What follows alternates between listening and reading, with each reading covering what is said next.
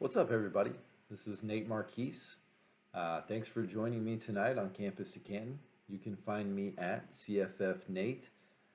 Just want to talk a little bit of college football with you here tonight. The Missouri spring football game was recently played, so I want to give a little bit of a breakdown on that from a college football, fantasy football, Devy perspective. Just let you guys know what I saw. Fortunately, Eli Drinkowitz was really awesome and made this a true scrimmage. Minimal interruptions, kind of standard play and scoring format. So it was really nice. It just kind of felt like a real college football game. So it was a nice change from some of the other spring games that we normally see. It got off to a little bit of a slow start offensively, anyways, but really picked up as the game went on.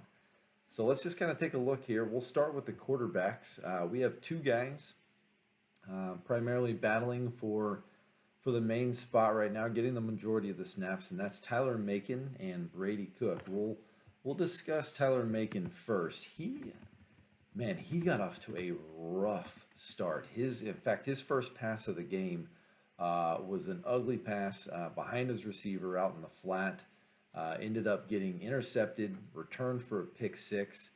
He had a couple of other just kind of short passes early on that were really bad balls.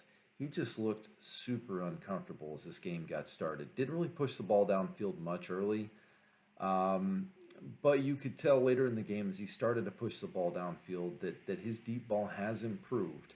But the bulk of his yards that he got in this game were really earned on short passes that were off to Dominic Lovett, which we'll talk about more later. But he was able to take those short passes and turn them into big chunk yardage type plays after the catch. So, Macon, like I said, got more comfortable as the game went on. But the thing where he really shined was when he was able to show off just how big of an advantage he has in the athleticism standpoint over Cook, as he was able to take some QB keepers and really show off his legs. So as far as Brady Cook's concerned, he looked probably like the better QB of the two. He was by no means flawless, though. He did have a really poor pass in the corner of the end zone that he was trying to get to Luther Burden that ended up resulting in a interception. But honestly, Cook looked more consistent on some of these intermediate and underneath throws. He just looked more in tune with his receivers. He was able to get the ball to them in stride, able to allow them to take his passes, turn upfield, and make big plays with them. In summary, I would say that of the two quarterbacks, like I mentioned, Cook looked better, but this is going to continue to be a competition all the way into the fall. We're also going to have true freshman Sam Horn arrive over the summer. And, it should definitely be mentioned that JT Daniels, the Georgia transfer that's in the portal right now, was also on the sidelines for this game. So we're going to have to look out for that as well, too. Let's move on to what we saw from the running backs. Two guys are really competing for this spot right now, it appears. Nathaniel Pete and Elijah Young are the two. Nathaniel Pete's a transfer over coming in from Stanford. And he, unlike Macon, got off to a booming start. His first carry actually was a 28-yard touchdown run. It was really well blocked. Had a nice hole that he was able to burst through, but he showed some nice patience on the play. There was it was a limited run from a number of the running backs, so we didn't get to see too much, but we did get to see just kind of that patience and vision that Pete has. So he looks, and this is a really lazy man's comp, but he does look a lot like Tyler Beatty at times, and so I think that comp is fair. They just physically look very similar. Elijah Young is the guy that got a bulk of the carries during the bowl game last year. He also had limited run, but man, he really showed off some nice hands on a couple of those poor passes from Tyler Macon. He was still able to haul some in. He ran the ball effectively in those limited carries, had a really nice 8-yard TD run that showed off some patience, waiting for his block, and then was able to burst up the middle to get into the end zone. B.J. Harris is another running back he's big, he's physical, he runs downhill. I could see him getting some goal line work, but he just lacks the speed and elusiveness that Eli Drinkowitz prefers from his running backs. We'll have to keep an eye on Tavoris Jones. He's a top 15 four-star running back that's going to enter the mix in the summer. But I would say right now I would give a slight edge based off what we saw in the spring game to Nathaniel Pete. He just is more of that kind of complete back of patience, vision, hands, that everything that Drinkowitz is looking for. So, but I still think this is going to be a really big battle between him and Elijah Young going into the summer.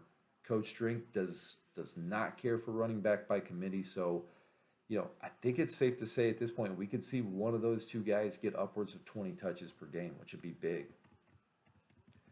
Let's move on to the wide receivers, and man, there were two guys that just stood out like no other. I think we first have to start with the incoming five-star number one ranked wide receiver coming in, and that's Luther Burden out of East St. Louis.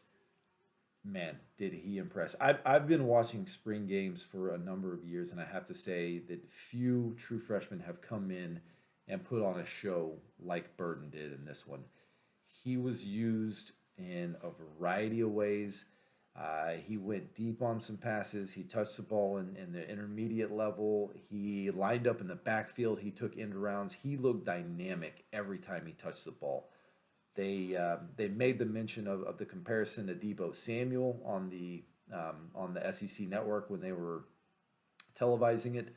I like that. I think that's a good comparison. I saw Burden catch early in the game a 35-yard back shoulder throw where it was down the sidelines, where he had to contort and twist his body and show off an unbelievable amount of body control that reminded me a lot of David Bell whenever I saw that. So he just absolutely attacks the ball and is really quite physical after he has the ball in his hands. Very impressive what I saw out of him. The other guy that really stood out was Dominic Lovett. I mentioned him earlier. He turned a lot of underneath stuff into big-time chunk plays. He was targeted early, and he was targeted often.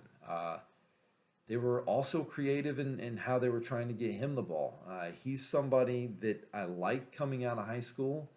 Didn't really do a whole lot last year, but man, he is absolutely dangerous with the ball in his hands. Now the question becomes, can this offense support two wide receivers? If so, I think he is that wide receiver two to play second fiddle to Burden. Yes, I do think Burden looks to me, based off what I saw in this game, as the clear wide receiver one for Missouri this year. The crazy thing is that Burden and Lovett were actually high school teammates at East St. Louis. I just can't imagine having to defend both of them on that level of competition. And I believe Tyler Macon was actually their quarterback. Mookie Cooper was quiet. Hester made some plays, and so did Chance Looper, so we'll have to keep an eye on them. Tusky Dove was a guy who supposedly was the MVP of the closed scrimmage, but he was really quiet in this game. I mean, it was really a lot of Burden, Lovett, and then Chance Looper kind of sprinkled in there. But overall, the wide receivers look great. Keep in mind that the defensive back, the secondary for Missouri was absolutely depleted. So it's kind of hard. We got to take this with a grain of salt, but they did look good. And, Missouri threw the ball 36 times a game last year. So there is some potential opportunity here. Tyler Beatty moves on. There's some chance that if they get good quarterback play, that these wide receivers could shine. So that pretty much wraps up what we saw from the Missouri spring practice. It was a fun game to watch. Please tune in to Campus to Canton. Be sure to subscribe to the YouTube page. It's a great source for C2C, college fantasy football, and all your Devy updates. So thanks for following along. I'm Nate Marchese. You can follow me at CFF Nate on Twitter.